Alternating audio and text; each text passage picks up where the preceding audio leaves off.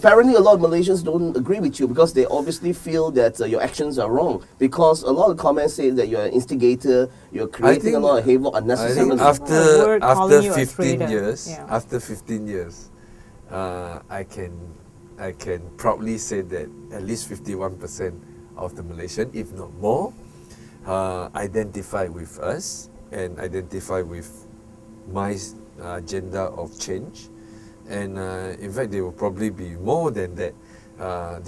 The 47 that voted for Barisan Nasional may even agree with my stand, but they may not agree with my party. But I think I would say majority of Malaysians want to live in a free, democratic, and dignified society. And what we are struggling for is not for just one or two individuals to get benefit out of the system. I think what we want to see is a change in environment, a change in the social framework, a change in the political system, where every Malaysian will be respected, will be given the opportunity either to excel for themselves or to contribute to the country. And you say this can't be done under Barisan Nasional? Well, for the last 50 years, we have given 13 times Barisan Nasionals to prove themselves. And every time the people witness more disappointment. Every time Barisan Nasional won the election, the next day they start to utter some very divisive, very humiliating statement insulting the wisdom of Malaysians. So where do you see all these rallies, so-called peaceful rallies that championed by Pakatan? Where do you see it leading to? What's going to happen next? I think the rallies are not necessarily only championed by Pakatan. I think the civil movement has gone a long way from a society that we were that's about 15, 20 years ago, we were very timid, we were very worried, and people don't dare to speak out. If you sit in a coffee shop, you want to be critical of the government policy, you turn around and see whether there's SB, and then you talk about, well, maybe we will be ISA. Today, we see young people especially, they were attending rallies and gathering without fears. Right? I think this is a remarkable change. But not this everyone... change is not only about changing election. It is about their rights. One day, if the government do something else wrong, they will come out. And that's why we see the civil rights movement. It's not only just for Pakatan. It is liners, it's the issues of environment, the issues of women, the issues of healthy healthy lifestyle and things like that. For someone who has been locked up twice within a week, you seem to be pretty jovial and happy about the whole current situation. Could you explain to us why? I don't want to take it in a tragic way.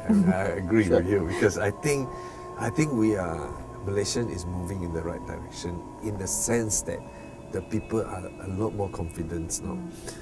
It is only a handful of politicians who are fearful of losing power, playing out the divisive tactic.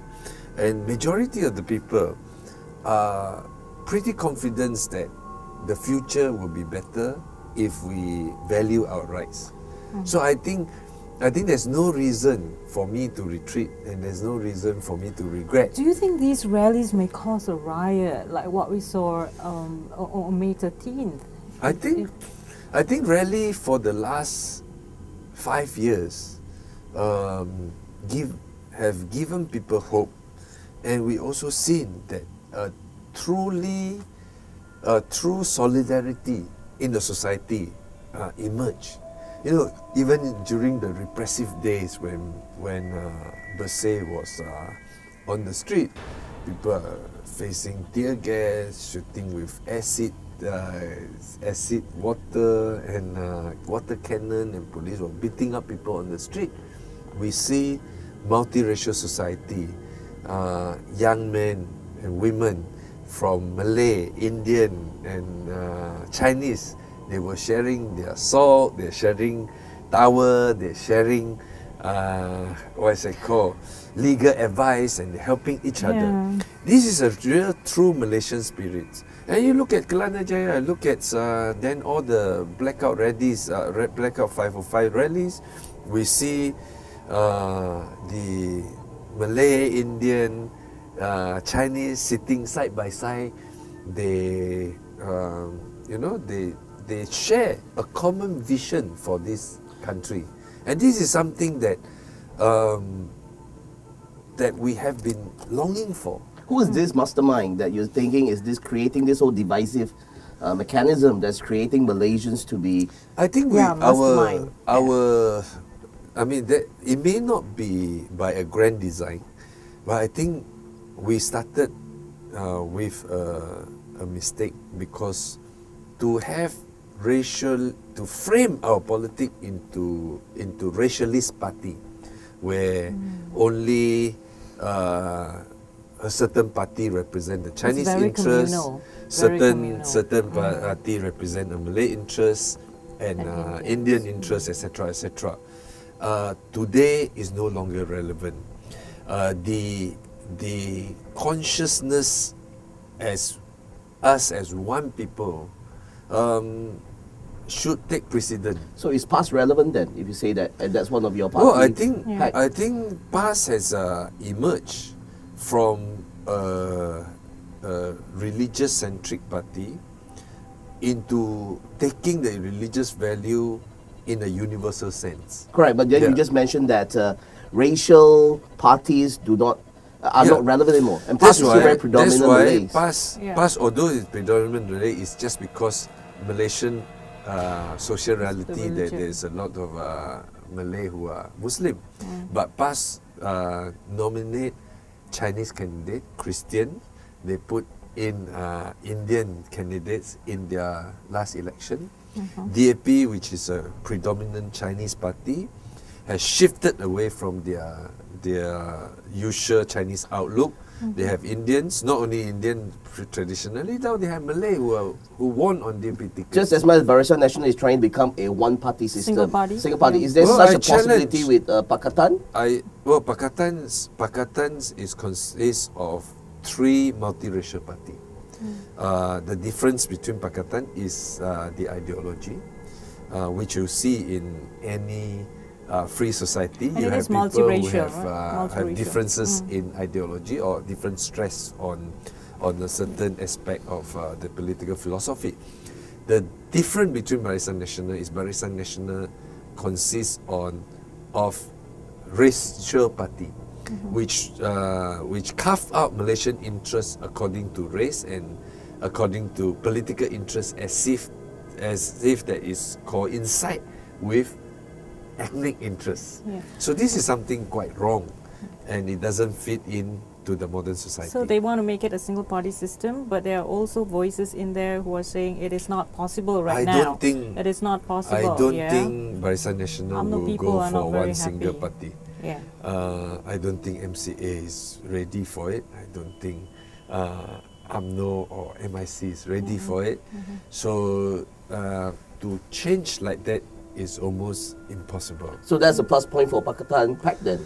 Well, I think Pakatan, if they're so irrelevant, because you just mentioned that there is no way possible that they're ready to come together as one. And you just mentioned that it's irrelevant. To me, Barisan Nasional is like many of the dynastic party in the old Asia that we have seen eventually being eliminated by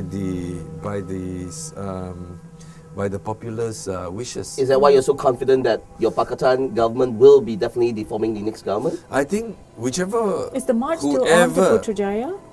Whoever forms the next government will have to be pluralistic in the outlook, has to be democratic and open, and has to be multiracial. So Pakatan is offering that formula to the people, and we believe that for us to move forwards, that's the only way.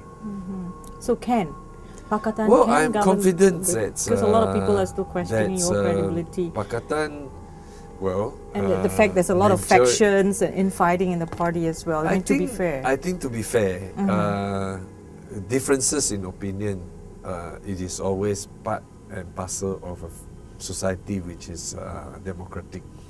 To see that as to equate it into factional division, which is something quite different. What you see in the ruling party is faction carve out economic interest and political power for individual benefits. Is that a fact or is that an accusation? I think it's a fact, and everyone probably can see it. And we look at our train system, we know which company is taking what share of it. And but I think the differences between Pakatan, it is something that we have to sort it out, and it represents different segments of Malaysian society, and only through debate we can overcome them. So you're saying that the public Pakatan, discourse. the public Pakatan government consisting of the three parties of PAS, PKR and also DAP will be able to come together and govern the country? Well, we have proved ourselves in Penang. We have proven ourselves in Selangor, and but you have not proven yourself in Kedah, though. Well, Kedah is not the issues about whether Pakatan split or not. It's the issues that the people choose a different government. Yeah, well, obviously the Pakatan government was not able to show the people in Kedah that they were able to govern the state properly. I think the difference between losing election and Pakatan, can Pakatan govern together, is separate issues. I mean, we can govern together, whether the people after one term they want to choose, that is the right of the people. We never question the right of people to choose. It's the same. It's but the point is, whether we can govern, that is a different issue. Yep. Every Pakatan leader... We never challenge Barisan Nasional can govern. Every Pakatan leader I ask, they always say that, look at us, we have governed Penang, we have governed Selangor. Yeah. But then again, Barisan has also governed many other states as well. So we never challenge Barisan Nasional ability to govern. We are not challenging it. Whether you govern it well, so what are you challenging? We are challenging for this election. We are challenging the legitimacy of Barisan Nasional, because not only they lost in the popular votes, they come to power through illegitimate means, which is there was a lot of frauds, and they did not, they cannot convince the people that they win free and square. So make your stand clear. You want fresh elections? Well, we will challenge for fresh election in seats that we are presenting in court, and we hope that the court will be fair enough to give us a chance to show that the people choose otherwise, and we will be willing to accept the result. And the election if there commission? is an election. Well, we want the election commission to go. Only if there is a new set of people, they will be replaced by people who are supported by, who have the confidence of both sides, can conduct a truly fair and free election. Who will be the best option, the best chosen one to become the EC head? Well, I think there are a lot of names around. We have civil servant, we have the names of various bar council, ex-bar council chairman, and we have ex-judges, and I believe that many of them can qualify. I mean, I think it's premature for us to throw names, because we want the names to be consensus. Both Barisan Nasional, to be fair, both Barisan Nasional and Pakatan Rakyat must agree with the choice. Okay, YB. You have a new set of election commission members who are independent. You call for fresh elections. How confident is Pakatan to win the elections if this happens? Well, we believe that the people who make the right choice, but whatever it is, we are willing to accept the verdict of the people. Okay, under that circumstance. As long as you know that there were no cheatings, there was no fraud. Yes. Yes. Okay. Do you foresee that day will come where there will be no cheating and there will be no fraud in any country, in even Malaysia? Sounds like an uphill battle. Well, it may be an uphill battle, but I think for most countries, that is basic. You know, to measure whether the system is democratic or not, we start with Election Commission. That is very basic. We can say there are many corrupted politicians everywhere. There are many, what is it called, government that's controlled by corrupted elites. Yes, but to have unfair and Election Commission that work hand in hand with ruling party, that's a bit rare. Okay, we've just got perhaps a minute before we wrap up. YB, would you like to say, your final words on this show? The issues we are facing today is beyond election. We want to see true reforms where all Malaysians can enjoy this nation, the wealth and the resources, and also the society at large. And that is why we have to be so determined, because to take it as a joke, is that the rich can change country and the poor has no other choice but to change government. So if you want a better life, the poor, they have no option to change country. They have to change government. Then we're going to be chasing away all the rich then from the country. Well, the current system is chasing away a lot of rich, a lot of professional, a lot of people who have a better choice. They have chosen, instead of stay back to struggle, they have chosen to leave the country. And this is something that is not healthy and is not good for our country. And we need people who are committed to this country, who love this country, to stand up and fight. And not just for their personal benefit, yeah? Well, I believe that most people will fight for the betterment for the next generation. Well, thank you so much, YB Tian Chua. Of course, he is an activist at heart as well. Do follow us on Facebook, that's Face Off, and Face Off TV show, which is on Twitter. And if you have any questions, please feel free to post those questions. We are also being watched on Free Malaysia Today website. I'm Anne Edwards. Thank you so much for your time. We'll see you once again. Bye-bye.